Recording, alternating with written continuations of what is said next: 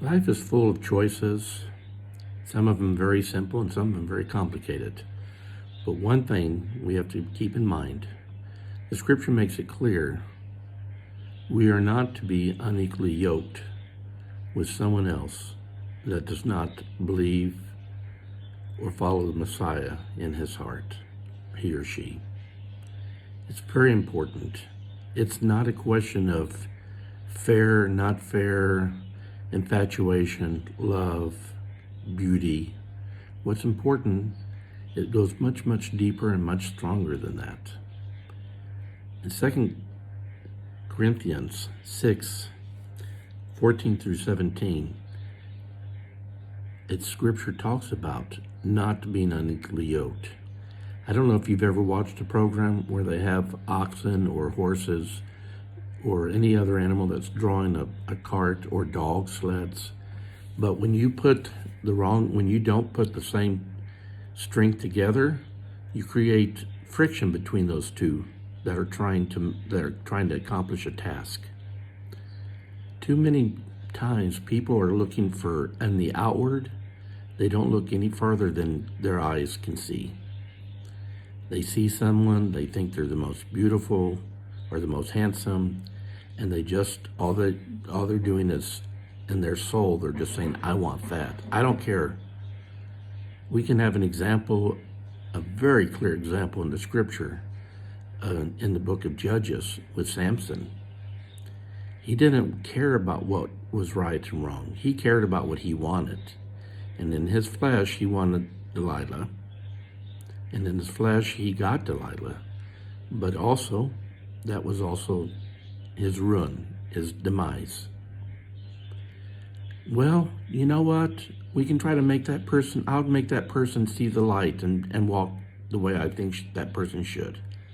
That's the wrong relationship. You're trying to change somebody. You're trying to make them into the image you want them to be. That's not love, and that's not trying to build something together. That's trying to fashion somebody else in the image that you want them to be. And that's not fair to them. God gave us free choice, and it's their choice to follow or not to follow, but it has to come out of their own desire, not because you chose it for them. So I want to just reiterate again, whether it's to my future grandchildren's spouses or whether it's other people, do not be unequally yoked. You may think you're so strong and powerful, you're going to get past that. The truth of the matter is somewhere down the line, it's going to fall apart. Why will it fall apart? Because people are people, and infatuations wear off, and looks wear off, and all kinds of, and other things happen in relationships.